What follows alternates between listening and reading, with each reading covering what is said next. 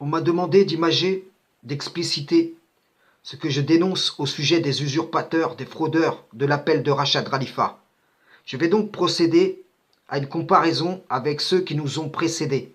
Ayant dénoncé dans mes vidéos précédentes la tromperie du mouvement Coran seul, je vais ajouter à cette comparaison un exemple réel, représentatif du mouvement parallèle au Coran seul, qui utilise l'argumentaire rappelé par Rachad tout en niant qu'Allah l'ait envoyé. Ce sont en vérité les deux faces d'une même pièce dans la poche de l'ennemi déclaré.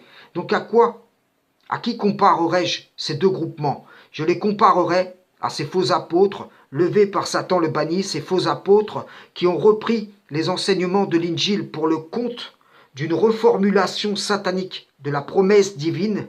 Donc, il y avait en même temps des vrais et des faux apôtres animés d'un esprit antichrist, prétendant prêcher la doctrine du Messie d'Israël, des faux apôtres qui ont troublé jusqu'à de vrais apôtres qui ont entraîné beaucoup de gens à leur suite.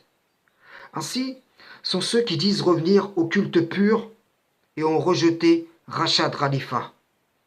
Au nombre de ces faux apôtres, il y a eu M. Moualek, son fils, et bien d'autres comme ces deux, qui sévissent sur les réseaux au moment où tu entends cette vidéo. M. Moualek, pour ceux qui ne savent pas, a été instruit de cette doctrine de démon qu'il a prêchée par un homme qui se fait appeler Bouchaïb Sini. Cette doctrine qui dit qu'il serait le messager Ahmad du Coran, que les prophètes n'ont jamais foulé cette terre, que vous avez tous un messager en vous. Cela, d'ailleurs, est une des nombreuses manigances des djinns shaitan qui par de fausses croyances font légitimer leur présence auprès des hommes et des femmes tout en se faisant passer pour des messagers en eux.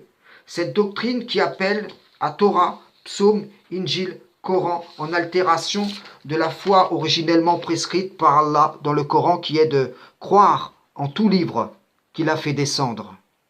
Je ne vais pas citer toutes les hérésies qui découlent de ces faux apôtres, de ces Anania, mais je pense que vous avez compris le principe. Ensuite, ceux qui ont cru en des personnes comme M. Moualek vont à leur tour prêcher ce qu'il a prêché, ce qui va produire un mouvement parallèle à ceux qui ont cru à l'appel d'origine émis par Rachad Khalifa.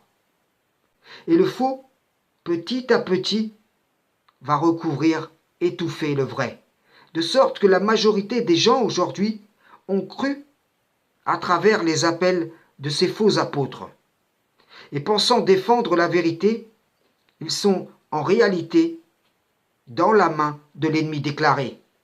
Jusqu'à nos jours, les différents courants se réclamant de l'Évangile sont sur les bases des reformulations du message divin posé par Satan le banni au travers de ces faux apôtres qu'il a levés pour usurper les vrais.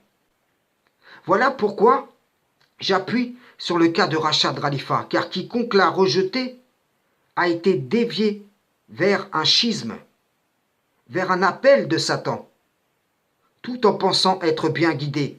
Et même la majorité de ceux qui ont donné foi à son appel en ont déjà dévié, tels des apôtres qui, ayant connu la vérité, se sont pervertis en chemin. Je viens à la suite de Rachad Khalifa. Ceux qui ont cru correctement en lui ajouteront foi à mon appel.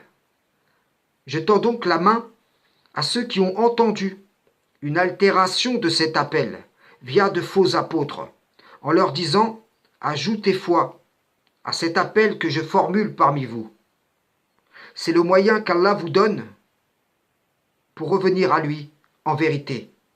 Et si vous dites « Nous n'avons besoin ni de toi, ni de Rachad, alors je vous ai averti en toute équité.